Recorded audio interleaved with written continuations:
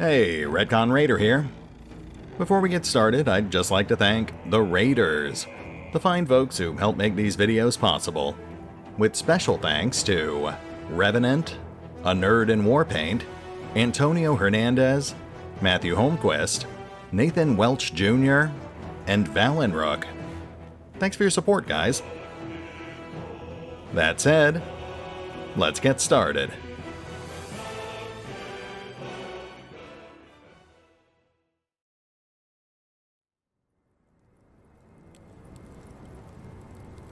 And welcome back to Baldur's Gate 3, as we continue to explore the dankest of tombs.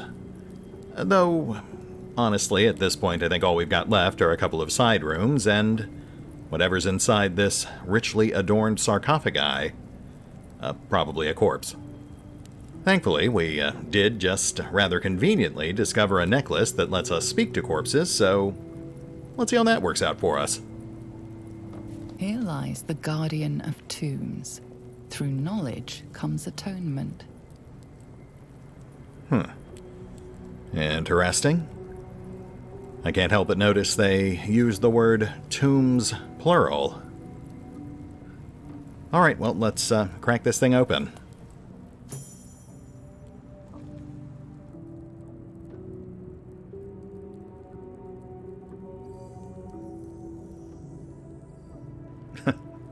Insert sound effects here.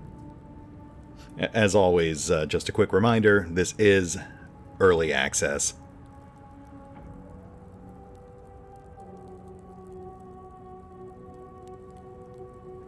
So he has spoken, and so thou standest before me, right as always. What a curious way to awaken. Now, I have a question for thee. What is the worth of a single mortal's life?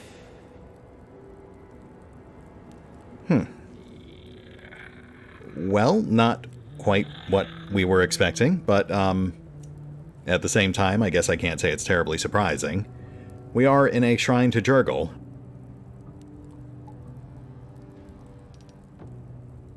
Quite the question. What is the reason for it? Curiosity. Nothing more. Wilt thou answer my question? Sure, why not? Yes, ask away. So, I ask again. What is the worth of a single mortal life? That is quite a question. And I have to imagine our response will end up coming back to haunt us at some point. I suppose, given the nature of our current character, we should stick with the Gith-specific responses. A life is only valuable in service to Vlakith. Even though, canonically, I believe she was just a power-hungry lich, harvesting the souls of her followers to achieve godhood. But, you know, we've all been there. What an imbalance. Very well. I am satisfied. We have met, and I know thy face. We will see each other again at the proper time and place. Farewell. Oh, okay. Bye? Talkative skeleton. It is a title he wears with pride.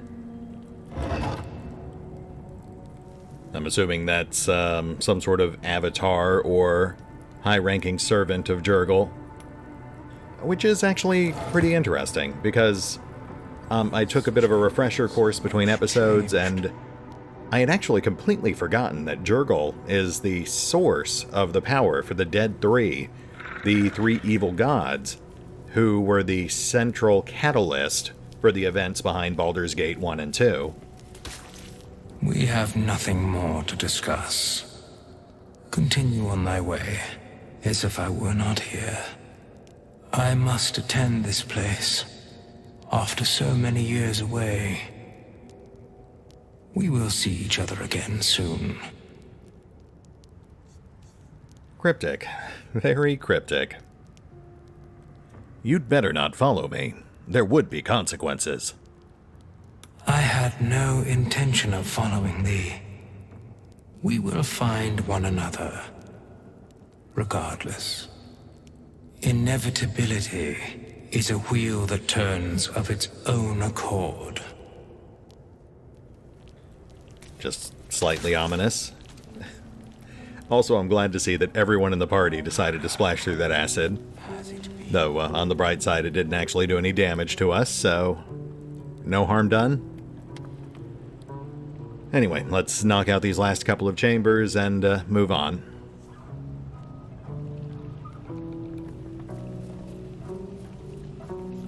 Forbidden knowledge, without a doubt. Ah, Book of the Dead Gods. That does sound promising.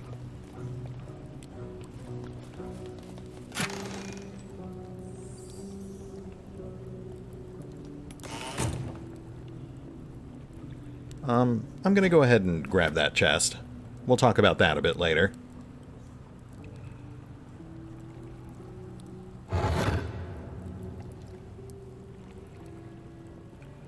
Halberd, that's cool. Not that we're really set up to use it right now. And this is interesting. Yeah, we've got this very distinctive ledge over here, which definitely implies there's something hidden. But that is well beyond our jumping range, at least until we gain access to some sort of jumping spell. I guess we could come back here with Gale. Though, I think Gith also gain access to jump at level 3 as a bonus ability, so maybe we'll just wait for that instead. Book of Dead Gods. A hefty gold embossed tome, listing gods immemorial. This book is far lighter than it should be, with such a massive log.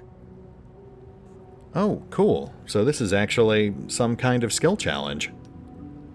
I was kind of looking forward to reading another book, because I have been finding those surprisingly enjoyable, but I am not complaining.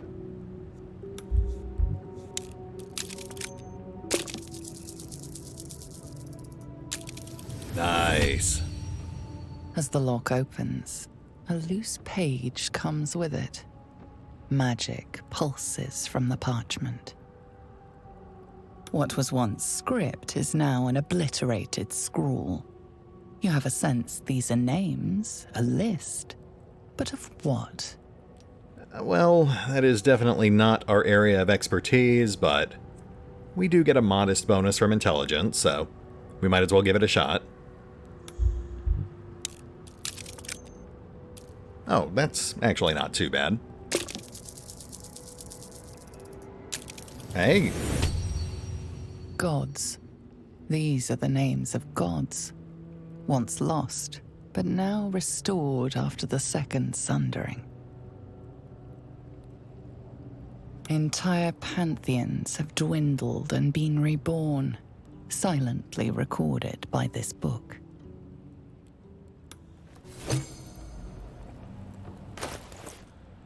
Now, based on what I read, Jurgle is currently the assistant to Celeborn, and basically just transcribes the names of the dead while he patiently awaits the end of all things.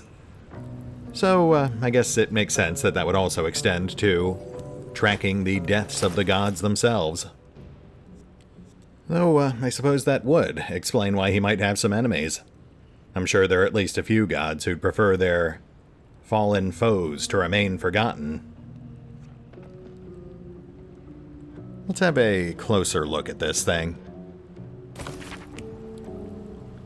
The names of dead gods, most of them unfamiliar and unpronounceable, fill the pages of this ancient tome.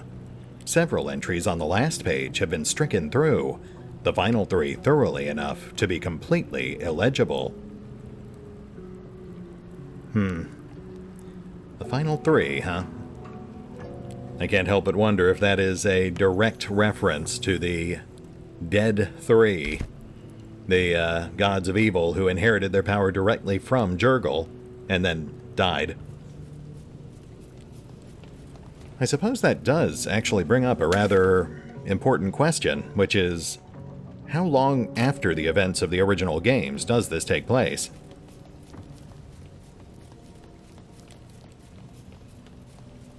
I suppose the other question is just how much lore has actually changed since the original games and this one. We are 3 editions deep at this point. Ah, okay. Looks like this is our secondary exit, essentially our back door. I'm betting that leads up to the hatch we couldn't open earlier.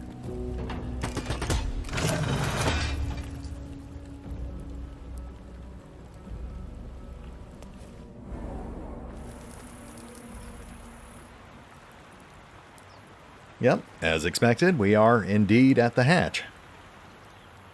I'd have to double check, but I think all of these entrances and exits actually do line up, both internally and externally.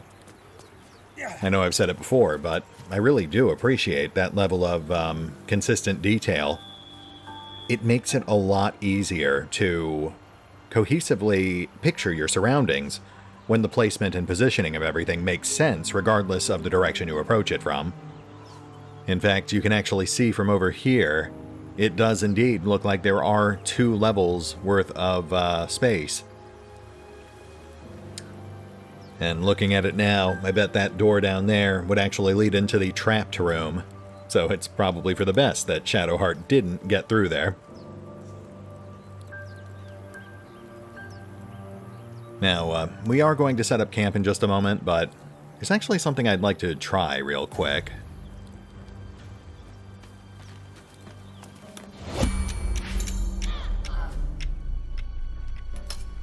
Hey, look at that. There was some slight collateral damage, but mission accomplished. I mean, I was told in advance that you could burn them with ranged spells or flaming arrows, but I wanted to see if we could actually do it with a handheld torch. Turns out we can.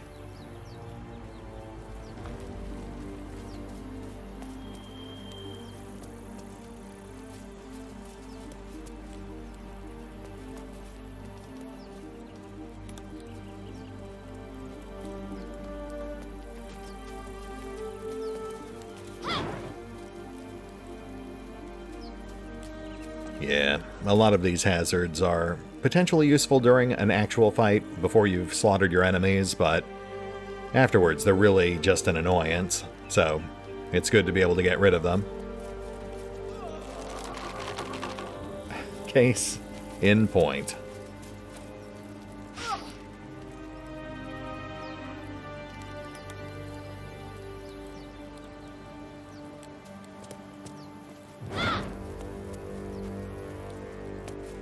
Okay, so if we are quite done trying to kill ourselves, let's go ahead and, oh, actually, since we're about to set up camp, let's go ahead and try out one more thing first.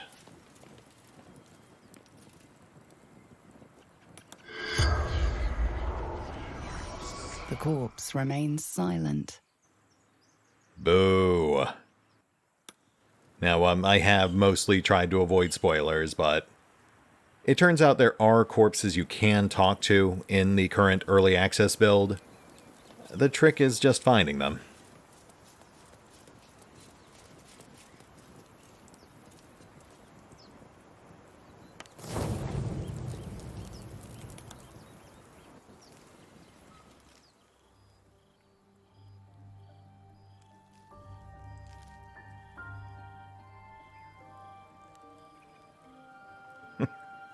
This seems as good a place as any to make camp. So it's not so much that Gale met us at camp. It's more that we found Gale and then built our camp around him. That's not weird. A monster forms inside us, and you think to be idle. I did not expect you to prove quite so fragile. Be quick about your rest. We must locate a creche. Ah, Lae'zel. Always a pleasure. We need to pace ourselves. Don't you know an exhausted warrior is an ineffective one? A cretinous notion in a complex circumstance. Do you suppose the parasites inside us dare to rest? That the Geich do not still pursue us with each peal of the bell? Take your rest. I will stand watch. Should a single tentacle split your skull, I will not hesitate to end you.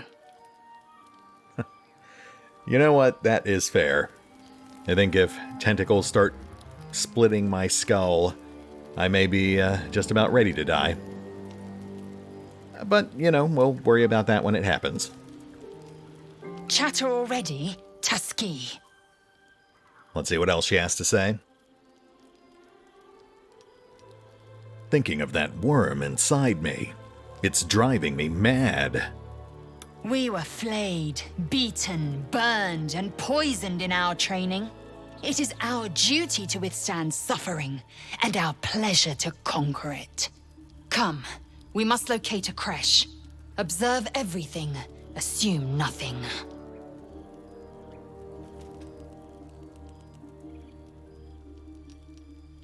What might happen should we not be purified?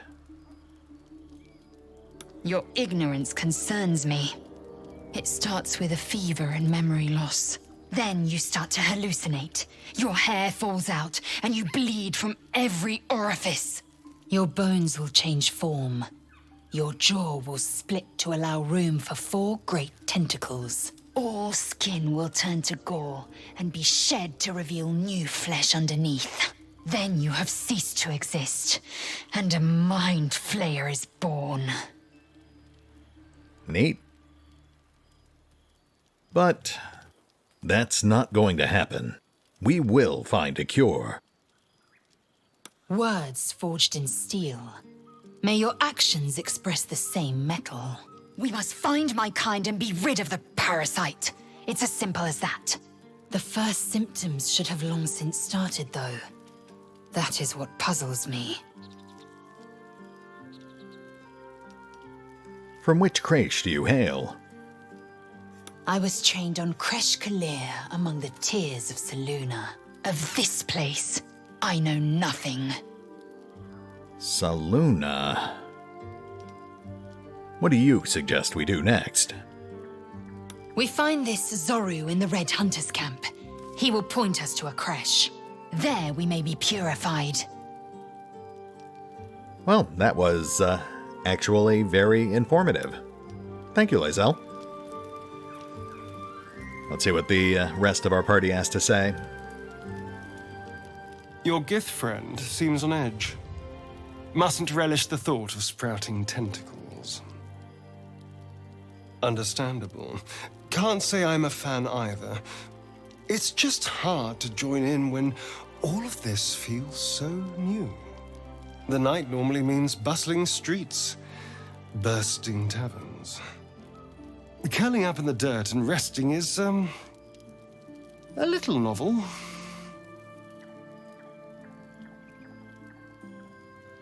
Rest. Or don't.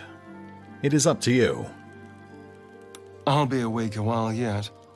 Today has been a lot. I need some time to think things through. To process this. You sleep. I'll keep watch. You know what? I'm not tired yet. I'll sleep later. Suit yourself. Sweet dreams. These guys. You're staring at me again. What do you want? Mysterion, tell me about yourself. Oh, what's to tell? I'm a magistrate back in the city. It's all rather tedious. Press X to doubt. You know what? I was going to question his appearance, but, I am not in a position to do that. So, what's your priority right now? Clearly the tadpole. If we can't understand it, we'll never control it. I see. I do find it interesting that he seems really dead set on finding a way to control the tadpole rather than removing it, which definitely sets him apart from the rest of the party.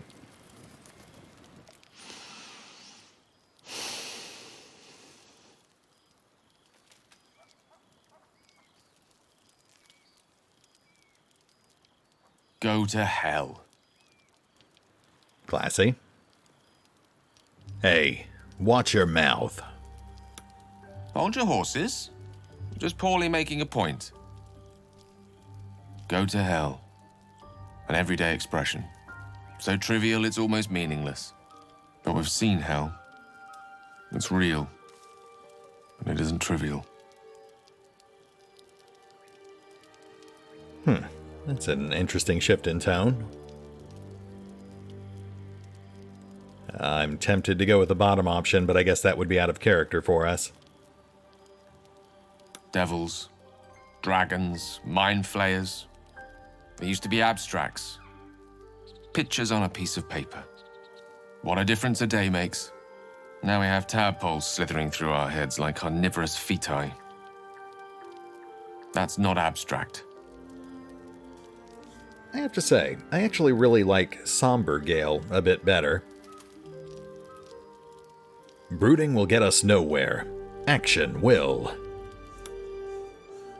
This ballet of flames invites reflection. But you're right. Let's be up with the lark. Find a healer before the wee one gets hungry. Let's push our luck a bit here. How can I help? And the attitude is back. Tell me a bit more about yourself. Let's see. I hail from Waterdeep, the city of splendors. I'm a wizard of considerable and scholar of exceptional accomplishment. I have a cat, a library, and a weakness for a good glass of wine. And if the mood takes me, I'm known to try my hand at poetry. There.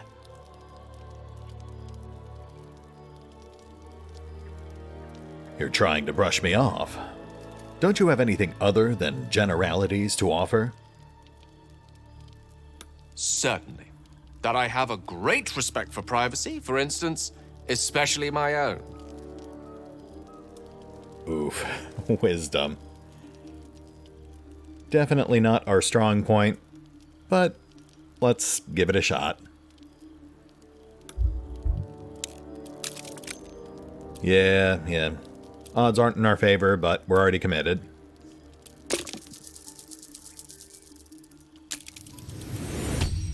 Oh, hey, look at that. For a split second, you see a swirl of untamed magic. Then his defenses drop like a portcullis. Out! That was uncalled for.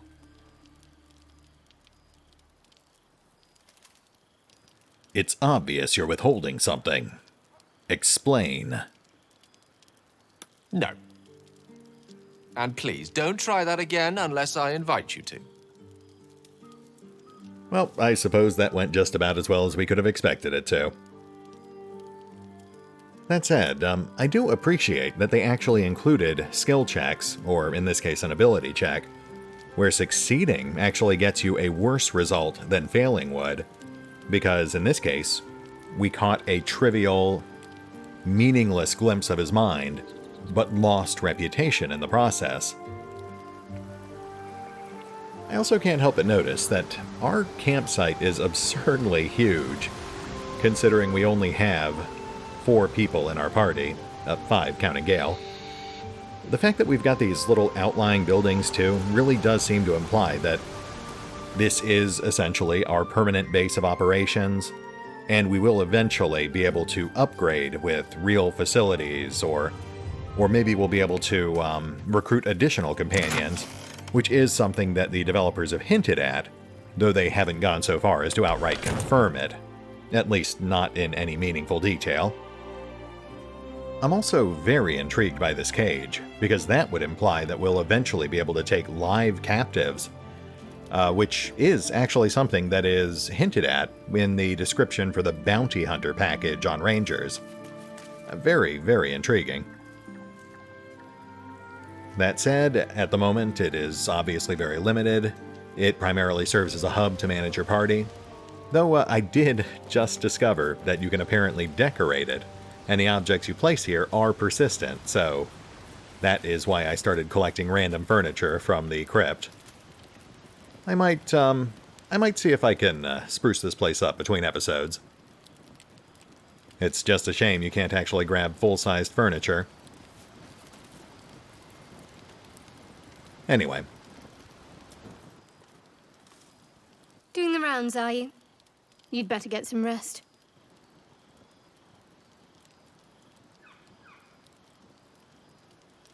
We were just discussing the next steps.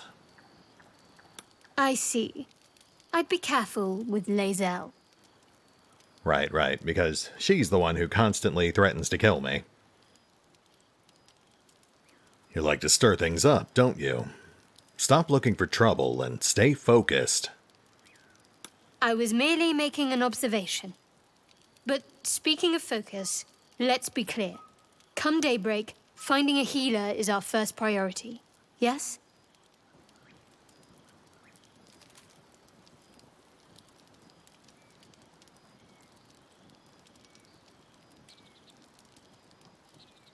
Let's not abandon all caution. This is unfamiliar territory. Caution is a luxury we don't have. Let's rest and wake up at first light. I noticed that the companions in Baldur's Gate 3 are a bit more reactive than I'm used to seeing. I also really like the fact that they are very guarded. They have their own agendas, and it really does feel like you need to earn their trust if you want them to open up to you. It's interesting. I actually find myself liking them a lot more than I thought I would.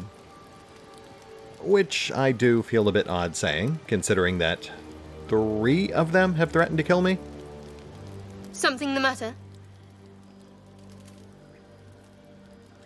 If we are to travel together, we should get to know each other a little more. So that's to say you'd like to pry a little. You do seem like the type, I must say. Yes, I am the type to pry. Are you the type to answer? My, look at you. Straight as an arrow and right to the point every time. This isn't the tadpole I'm speaking to, is it? The personality seems a little lacking. Okay, it's out of character, but I can't resist that one. You've got me. I am the mighty tadpole. This body is my vessel. And that's the vessel you chose. I jest. It's good to know you're not entirely without a sense of humor. Shall we? You're deflecting. I would still like to know more about you. And I've revealed all I'm willing to. At least for now. Now I suggest you let matters rest. Or else we'd better part ways. Fair enough. What do you think of all that's happened to us so far? We haven't gone all that far yet. What are you referring to exactly?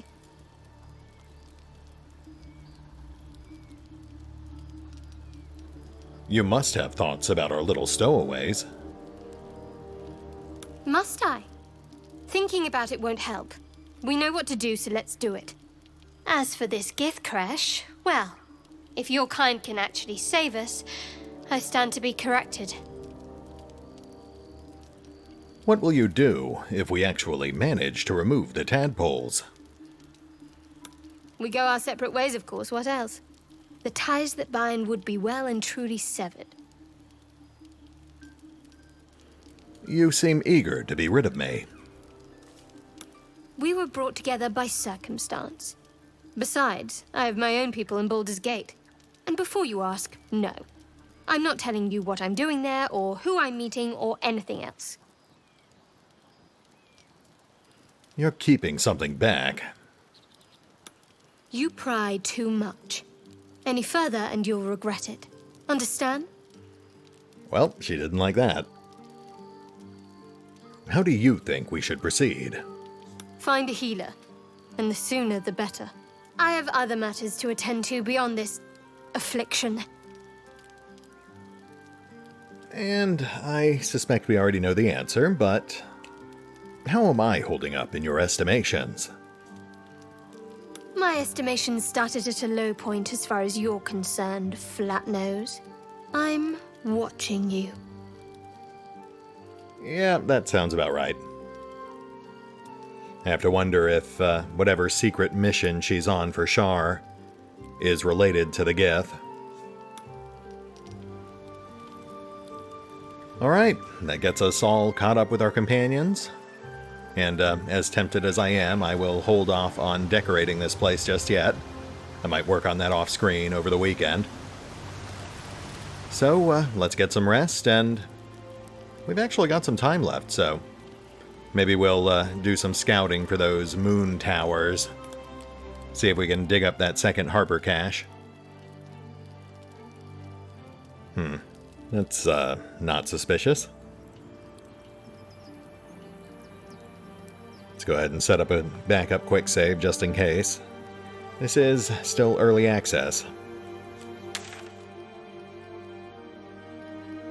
Okay, let's see here.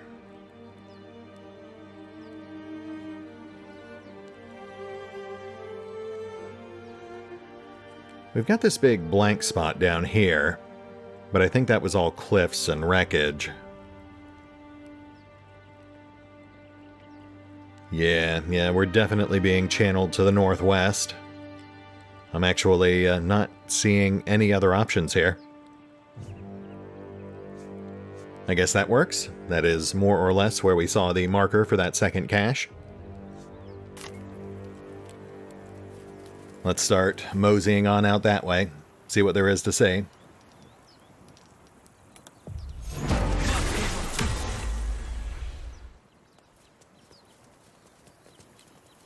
We're getting a lot of mileage out of that Armor of Agathis. Not so much from the lesser false life, but I'm sure that'll change once we start getting into some combat-heavy areas.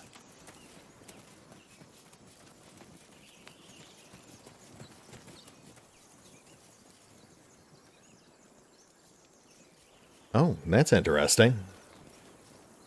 Unless I have lost my bearings, the goblin corpses have disappeared. That would be very unusual, because I was under the impression that most corpses were at least semi-persistent.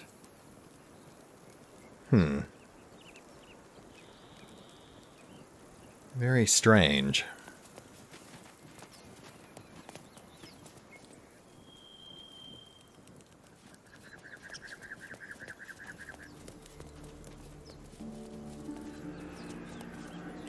I hear shouting up ahead. We should check it out, but be careful. Huh. We've got some sort of fortress or something. And we've got a cliff to the right. And a downward sloping path to the left. Oh, hey, and we've got a very convenient central perch. Let's head up there and get a better look at what we're dealing with.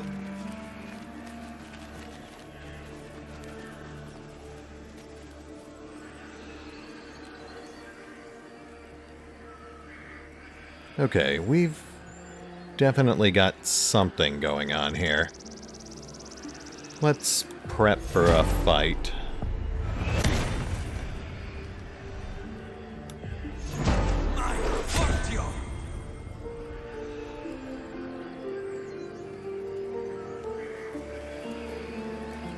Open the bloody gate!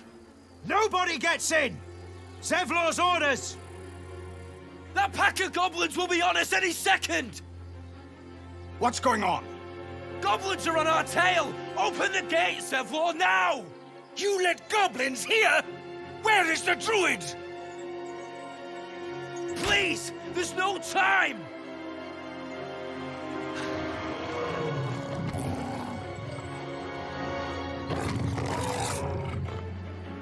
By the 9 hells! Open the gate!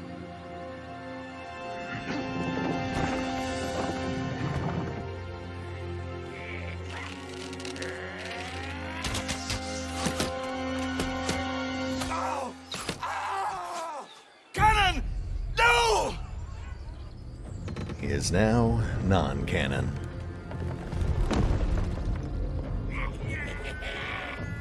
Shit! Form a line!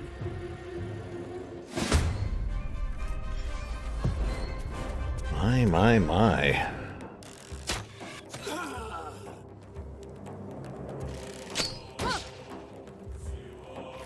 Make way for the Blade of Frontiers.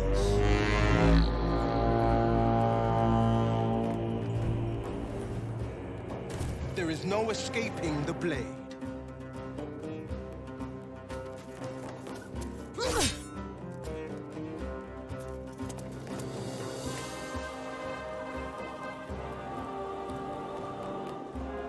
Wow, I think this is easily the largest fight we've been in so far.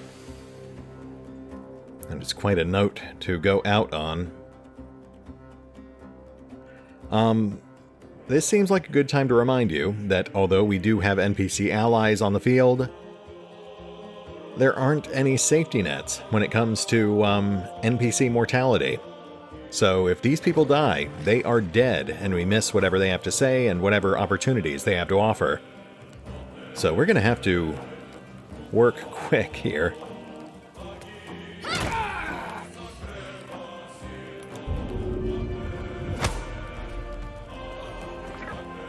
Nice. Off to a good start.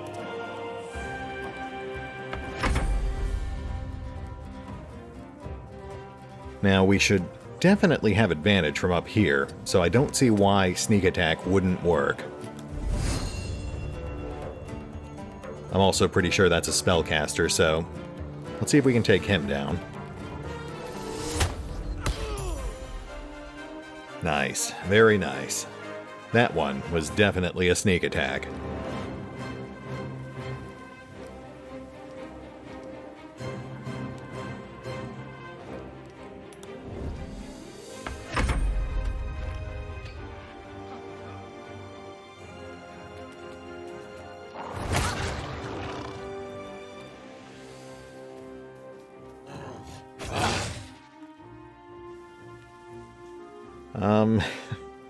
Can't say I'm happy to have a warg on us, but I am happy it's not going after the NPCs.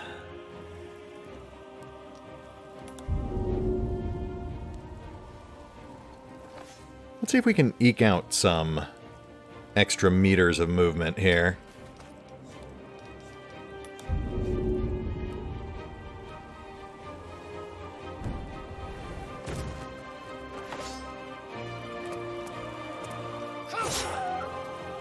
Nice. Also, that is not what I would imagine a warg looking like.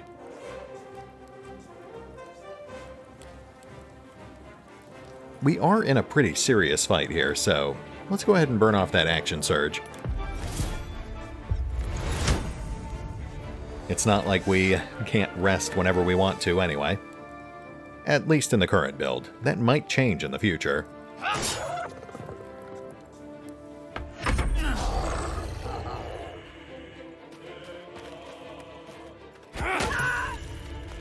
Oh, well done. I'm glad to see the NPCs pulling their weight.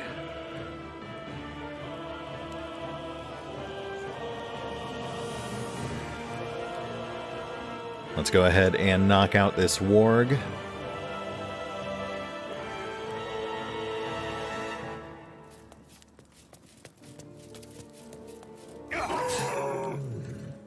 For Vlakith!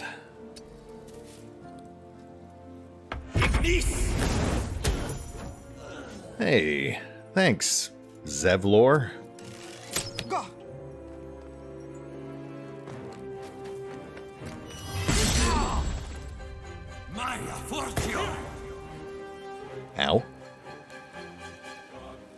Well, on the bright side, our armor ate most of that, and we did some serious damage on the reprisal, but it also looks like we are now frightened for 2 rounds.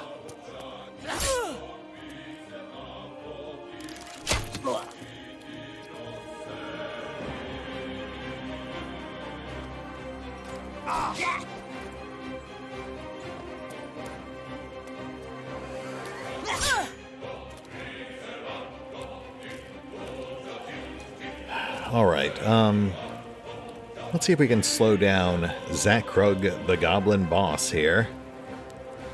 And buy ourselves some time to drop that Goblin Brawler. Otherwise, that archer's dead.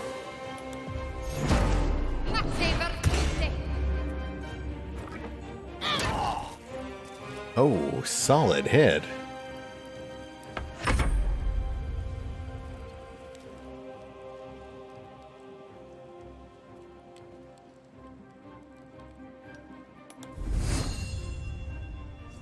Asterion, you've got this, man.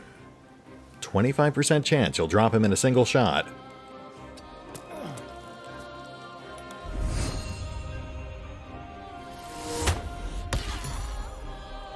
Excellent. That was exactly the numbers we needed.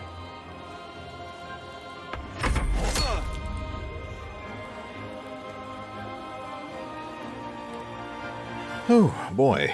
Okay. I think we're just about done here. Let's see if we can take out Zakrug.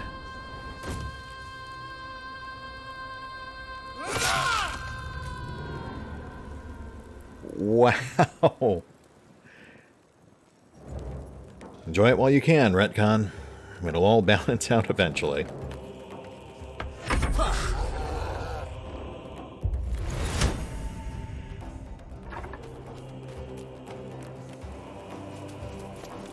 I'm sorry. I'm going to have to call that a very questionable use of that guy's action surge.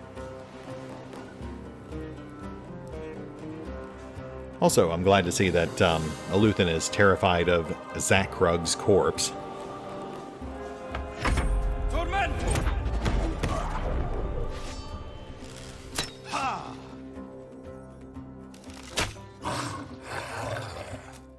Witness the might of the blade. Very mighty. I think that's the first hit you've landed this whole fight.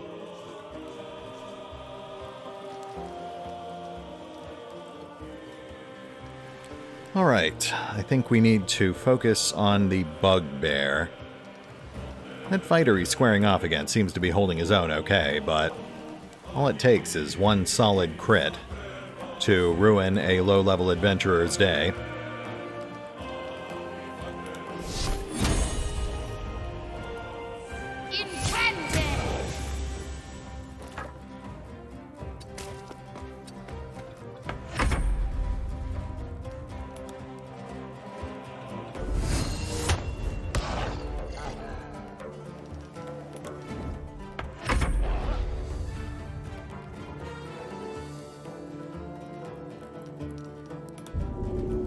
Hippity hop.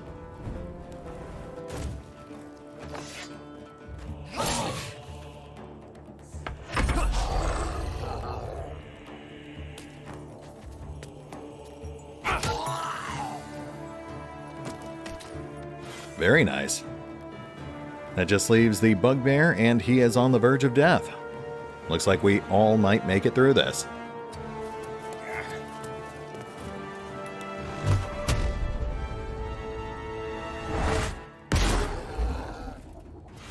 Or maybe I just jinxed it.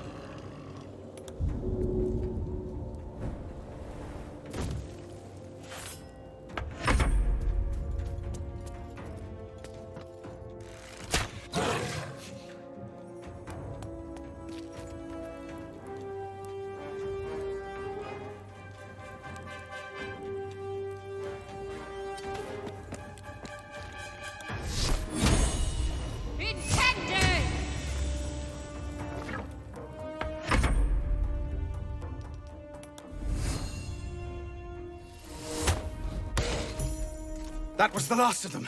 Inside! All of you! More may follow! Open the gate! Damn. Fantastic. Where is that bastard? You know, I am not looking forward to the episode where all that balances out and we fail every significant roll, but in the short term, I am not complaining. Gamblor has been kind to us on this day.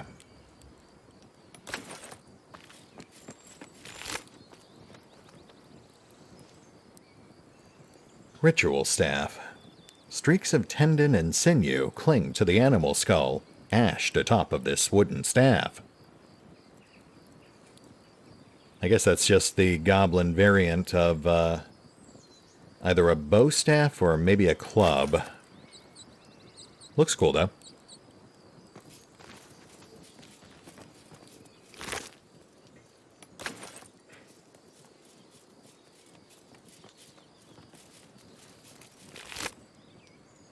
Ooh.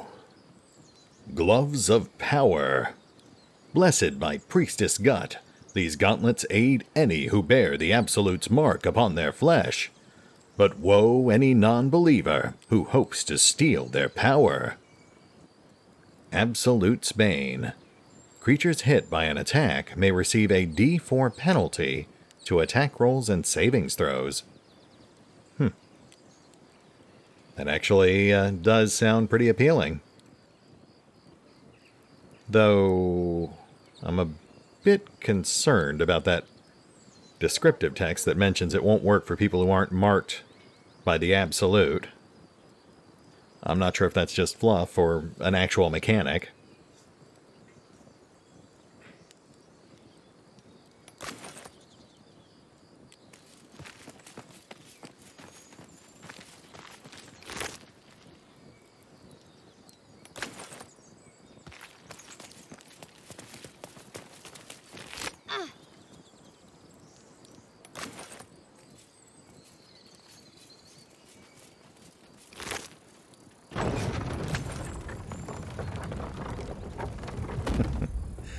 Alright, folks, we are just past time, so I think this is as good a time as any to hit the pause button.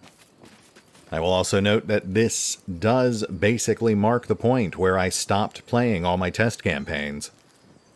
I did go slightly farther than this, but there's a ton of NPCs inside, and I just didn't have enough time to talk to them all, so from here on out, we will essentially be exploring this content for the first time together.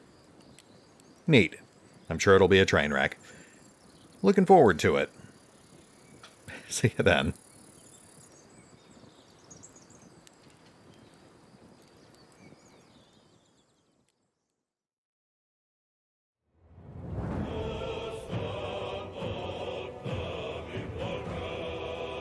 Oh, and remember, although I do love playing Baldur's Gate 3, you can find out more about the game by visiting the official website, the official YouTube channel, the official social media feeds, or the official store pages. As always, links are in the description.